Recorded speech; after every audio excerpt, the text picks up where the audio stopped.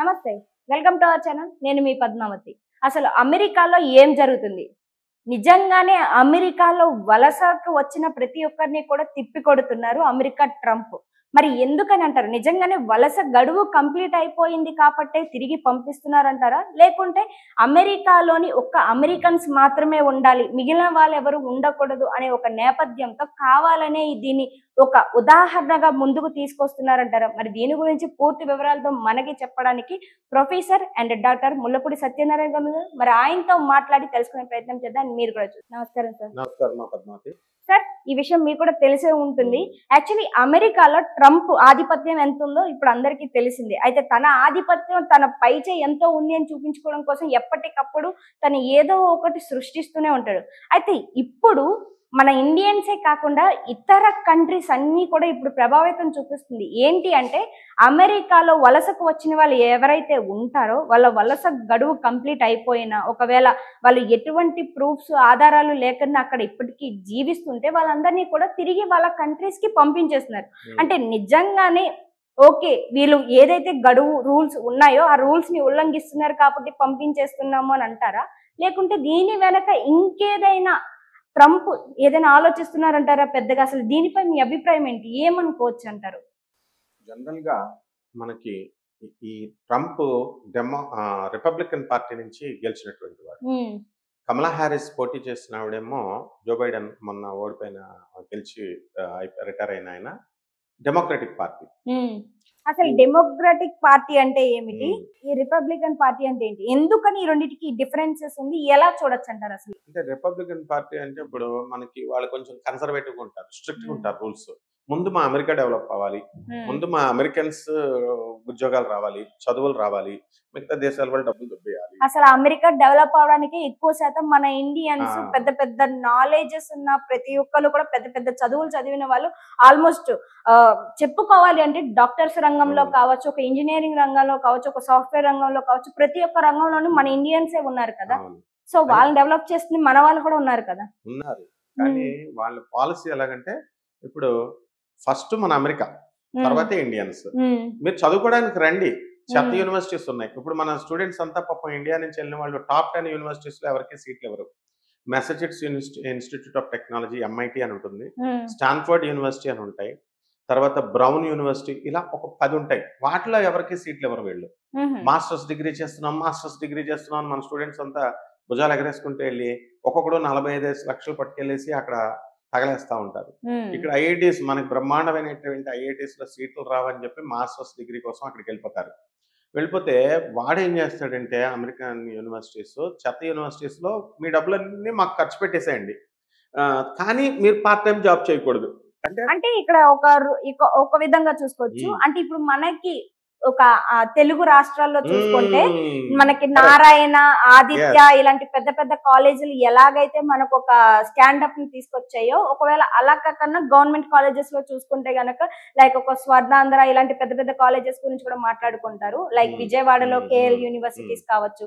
అలా కాకుండా మీరు చెప్పే విధానం ఏంటి అంటే అలా పెద్ద పెద్ద గుర్తింపు ఉన్న వాటి అన్నిటికీ కూడా అమెరికన్స్ కి గుర్తింపు ఇచ్చి చిన్న చిన్న కాలేజెస్, మారుమూల గ్రామాల్లో ఉన్న కాలేజెస్ కి మన అదర్ కంట్రీస్ నుంచి వచ్చే వాళ్ళకి అవకాశం ఇస్తారని అంటారు. అంటే మనం టాప్ 10 యూనివర్సిటీస్ ఏమో ఎవరికి ఎవరు, మనం అక్కడ ఉన్న వాళ్ళు సిటిజన్స్ వాళ్ళకే పోరాడుకోవాలా, వాళ్ళకు కూడా చాలా ప్రాజెక్ట్స్ ఇవ్వాలి. నువ్వు ఎందుకు ఆ యూనివర్సిటీలో ఇంట్రెస్ట్ గా ఉన్నావు, నువ్వు అక్కడే ఎందుకు చదవాలనుకుంటున్నావు అంటే వాడి చరిత్ర అంతా స్టోరీ టైప్ లో రాయాలా, వాడి అనుభవాలన్నీ రాయాలా. మళ్ళీ ఏదో పుస్తకాల్లో నుంచి ఎక్కించేస్తే కుదరదు. మళ్ళీ నీ యొక్క గ్రేడ్ పాయింట్ చూస్తారు, ఎక్కువ మార్క్స్ వస్తున్నాయా లేవా అవి చూస్తారు. అవి కాకుండా ఎక్స్టర్నల్ గా నువ్వేం ప్రాజెక్ట్స్ చేసావు ఇవన్నీ చూస్తేనే నీకు అక్కడ యూనివర్సిటీలో సీట్ ఇస్తాడు. అయితే ఈ జనరల్ గా వీళ్ళు ఏం చేస్తారంటే ఈ రిపబ్లికన్ పార్టీ వాళ్ళు, మీరు స్టూడెంట్స్ చదువుకోవడానికి వచ్చేసేయండి, మాకేం పర్వాలేదు, అయితే చెత్త యూనివర్సిటీస్ లో చదువుకోండి, ఓకే, చదువుకున్న తర్వాత మీరు పార్ట్ టైం జాబులు చేయొద్దు. అదేంటి మరి మీ సోర్స్ ఎక్కడి నుంచి వస్తుంది? అది వాళ్ళకి సంబంధం ఉండదు. అంటే మీ నాన్నల్ని మీ అమ్మాళ్ళని ఇండియా నుంచి తెచ్చేయండి, డబ్బులు తెచ్చేసి మాకు ఇచ్చేసేయండి, మీరు బ్రతకండి ఇక్కడ, మీరు డబ్బులు తెచ్చుకొని ఇండియా డబ్బు అంతా ఇక్కడ పెట్టండి, కానీ అమెరికా డబ్బు మాత్రం పట్టుకెళ్ళదు. ఇది వీళ్ళ పార్టీ సిద్ధాంతం. సార్ ఇప్పుడు నాకు ఇక్కడ వచ్చిన డౌట్ ఏంటంటే, ఇప్పుడు అమెరికన్ ఒక్క డాలర్ వచ్చేసి మనకు ఒక 200 పడుతుంది అనుకో, అదే రకంగా మనకి ఇక్కడ 200 అక్కడ డాలర్లో కన్వర్ట్ చేస్తే ఇంకా అది తక్కువ కిందే వస్తుంది కదా. సో అట్నుంచి వచ్చే దాంతో పోలిస్తే ఇటు నుంచి వెళ్ళేది చాలా అధిక మొత్తంలో అవుతుంది. సో ఆఫ్ కోర్స్ మీకు ఒక అర్థమయ్యే లాంగ్వేజ్ లో చెప్పాలి అంటే, ఇప్పుడు అక్కడి నుంచి మన వాళ్ళు ఎవరైనా ఉండి మనకి ఒక 1000 రూపాయలు పంపించారు అనుకో, మనకి ఇక్కడ అది 1,00,000 రూపాయల్లో ఆఫ్ కోర్స్ ఒక 50,000 లేదా 1,00,000 రూపాయల్లో కన్వర్ట్ అయింది అనుకుందాం. ఇక్కడ ఉన్న ఇప్పుడు ప్రెసెంట్ మనీ ఏదైతే ఉందో దాన్ని బట్టి. ఒకవేళ అలా కాకుండా మనం ఇక్కడి నుంచి పంపించేటప్పుడు 50,000 వేస్తే అక్కడికి వచ్చే $10కి మనం ఇంకొక 10,000 ఎక్స్ట్రా వేయాల్సి వస్తే అప్పుడు మనం లాస్ అవుతున్నట్టే కదా. సో ఎందుకని మనం దాన్ని అంత బేర్ చేయాల్సి వస్తుంది అంటారు? అంటే చదువుకోవడానికి మనం వెళ్తున్నాం కాబట్టి వాళ్ళ పాలసీ ఒకటే. ఇతర దేశాల డబ్బులు దొబ్బేయాలి వాళ్ళు. వాళ్ళ డబ్బులు మాత్రం ఖర్చు పెట్టకూడదు. వాళ్ళ దగ్గర ఉన్నటువంటి సోర్సెస్ అన్ని కూడా అమెరికన్ పిల్లలకే ఉపయోగపడాలి. ఆ తర్వాత ఏమన్నా మిగిలితే మనకి అనేది మిగతా దేశాల వాళ్ళకి. డెమోక్రటిక్ పార్టీ అంటే కొంచెం లిబరల్ గా ఉంటుంది. అది సరే, అందరితో పాటు బతకని, మనతో పాటు ఉండని, ఏంటి ఈక్వాలిటీ ఉండాలా, ప్రజలంతా సమానం, ఏ దేశం వాళ్ళైనా సమానంగా ఉండాలా. ఆ తర్వాత ఈ డైవర్సిటీ అంటే భిన్నత్వంలో ఏకత్వం. అంటే ఇప్పుడు మనం కాస్మోపాలిటన్, మెట్రోపాలిటన్ జీవితాలు ఉన్నాయి మనకు. ముంబై ఇలాంటి సిటీస్, ఢిల్లీ, హైదరాబాద్ అంటే అన్ని రాష్ట్రాల నుంచి బతుకుతారు. అలా అన్ని దేశాల వాళ్ళు బతకొచ్చు. తర్వాత ఈ యొక్క ఈక్వాలిటీ ఉండాలా, సమానత్వం ఉండాలా, ఇలా కొన్ని బ్రాడ్ విజన్స్ ఈ పార్టీకి ఉంటాయి. కాబట్టి అక్కడ ఏం జరుగుతాయంటే ఒక్కొక్కసారి డెమోక్రటిక్ పార్టీ గెలుస్తుంది. డెమోక్రటిక్ పార్టీ కమలా హ్యారిస్ ఇండియన్ ఆరిజిన్ ఆమె, కాబట్టి భారతీయురాలే వాళ్ళ తాతలంతా కూడా. కాబట్టి అక్కడి నుంచి వాళ్ళు గెలవలేదు కాబట్టి మన దురదృష్టం. ఓకే, ఇప్పుడు ఏం చేస్తున్నాడంటే ట్రంప్ కూడా వాళ్ళ దేశం ఇది చేసుకుంటున్నాడు కాబట్టి ఇమిగ్రెంట్స్ ఉంటారు. అంటే ప్రాపర్ డాక్యుమెంట్స్ లేకుండా వెళ్ళిపోయిన వాళ్ళు. అంటే డాక్యుమెంట్స్ అన్నీ కూడా మనం కరెక్ట్గా ఇస్తేనే కదా మనకి వీసా ఇస్తాడు, H1B ఇస్తాడు, మనకి అన్ని అమెరికా ల్యాండ్లోకి వెళ్తాం. అయితే వందల సంవత్సరాల క్రితం, వేల సంవత్సరాలు, వందల సంవత్సరాల క్రితం, వేల సంవత్సరాల క్రితం అమెరికా లేదనుకో, వందల సంవత్సరాల క్రితం పంజాబ్ నుంచి సముద్రం మీదగా వాళ్ళు మెక్సికోకి చేరిపోయారు. మెక్సికో అనేది బోర్డర్ అనమాట అమెరికాకి. ఈ ఖమ్మం ఎలాగా తెలంగాణకి దీనికి ఆంధ్రాకి బోర్డర్, అలాగా ఆ మెక్సికో దగ్గర నుంచి ఈజీగా అమెరికాలోకి లోనికి ఎంటర్ అయిపోయి వాళ్ళు ఆ సిటిజన్షిప్ పొందేసి అక్కడి నుంచే సంవత్సరాలు ఉంటున్నారు. కాబట్టి ఇప్పుడు ఏం చేశాడంటే ఈ మెక్సికో ఉన్నటువంటి వాళ్ళకి ఎట్టి పరిస్థితుల్లో అక్కడ రెస్ట్రిక్షన్స్ స్టార్ట్ చేశాడు. స్టార్ట్ చేసి ఇలాగ ఆ డాక్యుమెంట్స్ చూస్తుంటే వీళ్ళ దగ్గర లేవు కాబట్టి వీళ్ళని పట్టుకుంటున్నారు. ఆ మధ్య మనకి ఇంకా బాగా అర్థం అవ్వాలంటే కేసీఆర్ పార్టీ వచ్చినప్పుడు, టీఆర్ఎస్ పార్టీ వచ్చినప్పుడు అందరినీ భయపెట్టేశారు వాళ్ళు. ఎలాగా ఇంటింటి సర్వే అని, ఇంట్లో ఉన్న వాళ్ళు ఒక్కళ్ళు లేకపోయినా కుదరదు, ఉండాల్సిందే అంటే పాపం ఆంధ్ర వాళ్ళంతా కూడా కూలి పనులు మానుకొని 10 రోజులు ఇళ్లలో ఉన్నారు. వీళ్ళు వచ్చేవాళ్ళు కాదు, గవర్నమెంట్ సర్వే వాళ్ళు. ఆ తర్వాత ఎలాగో వచ్చారు, సర్వే చేశారు, కుటుంబ సర్వే అన్నారు. ఇప్పుడు రేవంత్ రెడ్డి గారు చేస్తున్నారు. ఇప్పుడు ఇది కుల సమీకరణ, ఇవి మామూలుగా వచ్చి లిబరల్గా వచ్చి చేసేసి వెళుతున్నారు. అప్పుడు ఆ మధ్య ఆంధ్ర వాళ్ళంతా వెళ్ళిపోతే నేను గోడ కట్టించేస్తానన్నారు కేసీఆర్ గారు. ఆ తెలంగాణ ఉద్యమంలో ఎవరైతే ఆ పండగకి వెళ్ళిపోయారో ఇంక మళ్ళీ మధ్యలో గోడ కట్టించేస్తాను నేను అని ఇలా కొద్దికాలం భయపెడతారు. అదే విధంగా అప్పుడు గోడ అయితే నేల మీద కట్టగలరా, ఆకాశంలో కట్టగలరా, ఫ్లైట్ లో వచ్చే వాళ్ళని ఏం చేస్తారు? అందుకని అప్పుడు ఏమైంది, భయపడి వీళ్ళంతా కూడా ఆంధ్ర వాళ్ళంతా భయపడి టీఆర్ఎస్ పార్టీకి ఓట్లు వేయడం జరిగింది. ఆ తర్వాత మంచి పాలన అందించారు కాబట్టి మళ్ళీ ఇంకొక 5 years వాళ్ళకి ఇచ్చారు. అదేవిధంగా ట్రంప్ కూడా ఏంటంటే బంగ్లాదేశ్ నుంచి మనకి ఇప్పుడు అదే ప్రాబ్లం మనకు కూడా ఉంది. బంగ్లాదేశ్ నుంచి ఇండియాలోకి ఢిల్లీకి వచ్చేసారు. ఢిల్లీ ఎలక్షన్స్ జరగబోతున్నాయి. ఢిల్లీ ఎలక్షన్స్ జరగబోతుంటే కేజ్రీవాల్ ఆమ్ ఆద్మీ పార్టీ ఏం చేస్తుందంటే ఈ బంగ్లాదేశ్ వాళ్ళకు కూడా ఆధార్ కార్డు ఇచ్చి పడేస్తుంది. అందుకని మీరు ఎలా ఇస్తారు అని చెప్పేసి మరి అడ్డుకుంటున్నారు కదా. రూల్స్ కొంచెం స్ట్రిక్ట్గా ఉంటాయి. ఇప్పుడు ఉదాహరణకి నేను చెప్తాను. ఇప్పుడు మన అందరం ఇక్కడ ఉంటున్నాం కదా, తెలంగాణలో ఆంధ్ర వాళ్ళు వీళ్ళంతా కూడా నేటివిటీ సర్టిఫికేట్ తెచ్చుకోమని చూస్తాను. ఎవరినైనా ఆంధ్ర వాళ్ళని కాదు, తెలంగాణలో ఉన్న వాళ్ళు కూడా 50 సంవత్సరాల డాక్యుమెంట్స్ సబ్మిట్ చేస్తేనే సొంత ఇల్లు కాగితాలో, లేకపోతే మీ నాన్న చదువుకున్న సర్టిఫికేట్లో, మీ తాత చదువుకున్న సర్టిఫికేట్లో అవి సబ్మిట్ చేస్తేనే రెవెన్యూ ఆఫీస్లో నీకు తెలంగాణ నేటివిటీ సర్టిఫికేట్ ఇప్పటికైనా ఇస్తారు. అది లేకపోతే గింటేస్తారు. అంటే అది ఏ పార్టీ అయినా రేవంత్ రెడ్డి పార్టీ అయినా టిఆర్ఎస్ పార్టీ అయినా ఈ రూల్ గవర్నమెంట్ ఒక పాలసీ పెట్టేసింది. కాబట్టి ఇదంతా స్టూడెంట్స్‌కి ఎంత ఇబ్బంది అది. కాబట్టి ఇలాగా ఉంటాయి తప్పదు. దాన్ని బట్టే వెళ్ళాలా. అప్పుడు ఈ స్టూడెంట్స్ ఏం చేయాలా? తొక్కలా గ్రూప్ 1 సర్వీసెస్ మాకెందుకని దమ్ముంటే ఐఏఎస్ కొట్టుపడేస్తాం అని చెప్పేసి సెంట్రల్ సర్వీసెస్ రాసుకొని కొట్టుకునే వాళ్ళు ఉంటారు. అదేవిధంగా ట్రంప్ లాంటి వాళ్ళు వచ్చి కొత్త కొత్త చెత్త రూల్స్ పెట్టినా కూడా ఇండియన్ సిటిజన్స్ వాళ్ళు పిల్లుల్లాగా ఉండి వెళ్తారు. ఇకపోతే అక్కడ అక్కడ ఆధిపత్యం తర్వాత సంపాదిస్తారు వాళ్ళు. ఇండియన్స్ ఎప్పుడు కూడా మేధావులు కదా. మనవాళ్ళు కూడా దొంగెదవలు ఎలా తయారయ్యారంటే అక్కడికి వెళ్ళి ఉద్యోగం చేయరా నాయన అంటే ఇప్పుడు గత కాలంలో ఒక 20 గంటలు స్టూడెంట్లు కష్టపడి చేసుకోవచ్చు అని ఒక రూల్ ఉంది. ఆ 20 అవర్స్ ఒక వీక్‌లో చేసుకునేవారు డబ్బులు సంపాదించుకున్నారు. దురాశ ఎక్కువైపోయి వీళ్ళు ఒకటికి 2 చోట్ల చేయడం ఇలా చేసేసి అక్కడున్న పాపం అమెరికా వాళ్ళు ఇక్కడ తెలంగాణ వాళ్ళు ఎలాగైతే ఆంధ్ర వాళ్ళు వచ్చిన తర్వాత తెలంగాణ ఉపాధి ఆటోమేటిక్‌గా పడిపోద్ది. ఇక్కడ ఎక్కడైతే ఫ్యాక్టరీస్ ఎక్కడైతే స్టార్ట్ చేయలేదో అందులో తెలంగాణ వాళ్ళకి 80% ఇచ్చి 20% ఆంధ్ర వాళ్ళకి ఇస్తాము అని కొన్ని కొన్ని ఎలాగైతే లోకల్ ఏరియాలో పెట్టినప్పుడు లోకల్, నాన్ లోకల్ అని మనం కాలేజ్ సీట్స్‌లో కూడా ఇస్తాం. సీట్స్ ఇస్తాం. అండ్ అదే the same applies in Andhra also. ఆంధ్రాలో పెట్టినప్పుడు తెలంగాణ వాళ్ళకి నాన్ లోకల్ అని ఎలాగైతే ఉంటాయో ఇతర రాష్ట్రాల వాళ్ళకి అలాగే ఉంటుంది. కాబట్టి ఇక్కడ సంవత్సరాలుగా అక్కడ మెక్సికో నుంచి వెళ్ళినటువంటి పంజాబీ వాళ్ళు ఎవరైతే ఉన్నారో అటువంటి వాళ్ళంతా కూడా వాళ్ళని చెక్అవుట్ పెడుతున్నాడు. వీళ్ళు ఏం చేస్తున్నారు? ప్రాపర్ డాక్యుమెంట్స్ లేవు కాబట్టి రైడింగ్ చేస్తున్నారు కాబట్టి గురుద్వారాల్లో దాక్కుంటున్నారు. గురుద్వారాలో వాళ్ళేమో వేల మంది బలగాలు, ఈ పోలీస్ బలగాలు, యుఎస్ పోలీస్ బలగాలు వెళ్ళి అక్కడ చెకింగ్ చేసి పట్టుకుంటున్నారు. వాళ్ళందరినీ వ్యాన్లు ఎక్కిచ్చేసి ఫ్లైట్స్ ఎక్కిచ్చేసి ఇండియాకి పంపించేస్తున్నారు. ఇది పద్ధతి. అయితే ఇండియన్సే కాదు కదా, కొలంబియా దేశం మెయిన్ టార్గెట్. ఆ కొలంబియన్ దేశం వాళ్ళని పంపిస్తుంటే 2 హెలికాప్టర్లో వాళ్ళు పంపిస్తుంటే వాళ్ళు కొలంబియా ప్రెసిడెంట్ ఏం చేశాడంటే అలా కుదరదు ఇలా కుదరదు అని బిల్డప్ ఇచ్చాడు.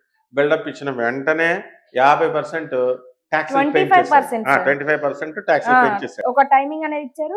ఆ టైం లోపు మీరు రెస్పాన్స్ అవ్వకపోతే 50% పెంచేస్తాం అన్నారు. ఎక్కువగా కొలంబియాలో పండేది కాఫీ ప్రొడక్ట్. ఆ కాఫీ పౌడర్ మనం అమ్మాలి అంటే వాడికి ప్రొడక్షన్ రేట్ కంటే 25% ముందు అమెరికాకి ఇచ్చేయాలి. ఆ ట్యాక్సుల రూపంలో ఇచ్చేసి మిగతాది అంతా అమ్ముకోవాలి. దెబ్బతో వాడు ఆ కొలంబియా ప్రెసిడెంట్ దిగొచ్చి నాయన నీకు దండం పెట్టా అని చెప్పేసి ఇచ్చేస్తే అప్పుడు తగ్గించడం జరుగుతుంది. ఇలా అన్ని దేశాల వాళ్ళని అని లేదు, అందరినీ బెదిరించేస్తాడు. మన గురుగారు అయినటువంటి మోడీ గారిని కూడా ఇప్పుడు రేపు ఫిబ్రవరిలో కలుస్తున్నారు. మనందరం పెద్ద ఆశలు పెట్టేసుకుంటున్నాం. మోడీ వెళ్ళి మాట్లాడేస్తాడు, ఇది సాల్వ్ చేసేస్తాడు. అంత సీన్ ఏమి ఉండదు. అక్కడ ట్రంప్ అనమాట వెళ్తారు, మామూలుగా చెప్తారు మా స్టూడెంట్స్కి ఎలాగానే అంతే. ఎక్కువ మాట్లాడితే అగ్రరాజ్యం కాబట్టి డబ్బున్నోడిదే రాజ్యం కాబట్టి వాడేం వినడు అనమాట ట్రంప్. మొండి వైఖరి. కాబట్టి ఇది ఒకటి. రెండవది ఇక్కడ నాకు ఇంకో డౌట్. ఇందాక మీరు అన్నారు వచ్చిన వాళ్ళందరూ పిల్లిళ్ళు అక్కడక్కడ నక్కుతున్నారని అన్నారు. అండ్ ఇంకోటి వచ్చేసి ట్రంప్ మాట్లాడుతూ ఒక వర్డ్స్ అన్నారు. ఏంటి అంటే ఎందుకని ఇలాగా అందరినీ తిరిగి పంపించేస్తున్నారు అంటే ఉన్న వాళ్ళందరూ పిల్లిల్ని, కుక్కల్ని, పక్షుల్ని చంపి తినేస్తున్నారు అంటే ఇక్కడ ఇండైరెక్ట్ గా వచ్చిన వాళ్ళందరూ ఇక్కడ పిల్లులు, పక్షులతోని, కుక్కలతోని సమానం అన్నట్టు మాట్లాడుతున్నారా అనే ఒక హాస్యాస్పదమైన ట్రోలింగ్ కూడా చేస్తున్నారు. ఇది ఎలా చూడొచ్చు అంటారు అసలు దీన్ని? అదే కదా, వాడిని కూడా గెంటేశారు కదా. జో బైడెన్ వచ్చినప్పుడు వాడికి కూడా అవమానం జరిగింది.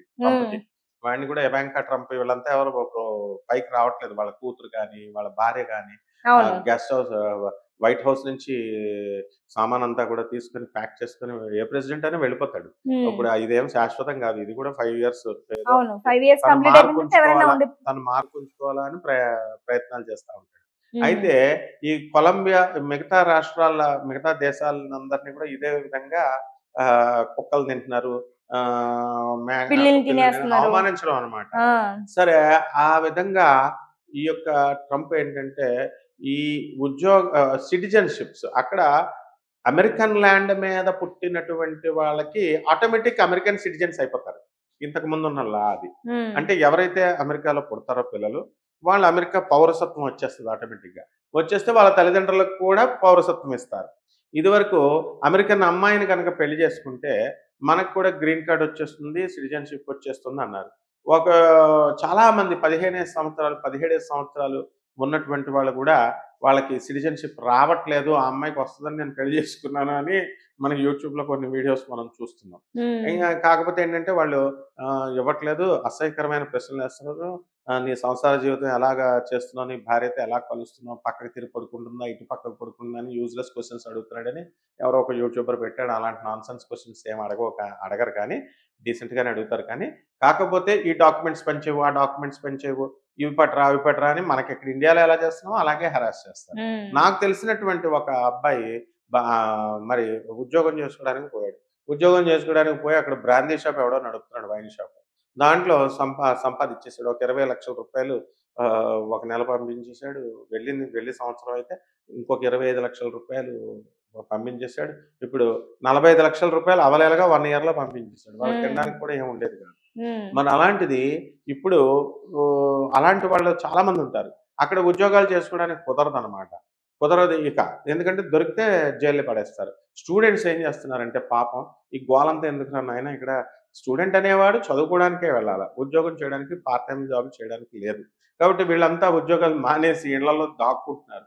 పాపం పేరెంట్స్ ఇండియా నుంచి పేరెంట్స్ తీసుకొచ్చి డబ్బులు పంచి పంపితే వాళ్ళు వండుకొని తింటున్నారు. ఈ విధంగా వీళ్ళ ఇలా కొద్ది రోజులు ఈ ట్రంప్ కోపం చల్లారేదాకా, ఈ పాలిసీస్ కొంచెం లైటెన్ అయ్యేదాకానే ఓ 2 నెలలు అలా ఉందామని చెప్పేసి దాక్కుంటున్నారు. కాబట్టి అక్కడికి వెళ్ళినటువంటి వాళ్ళు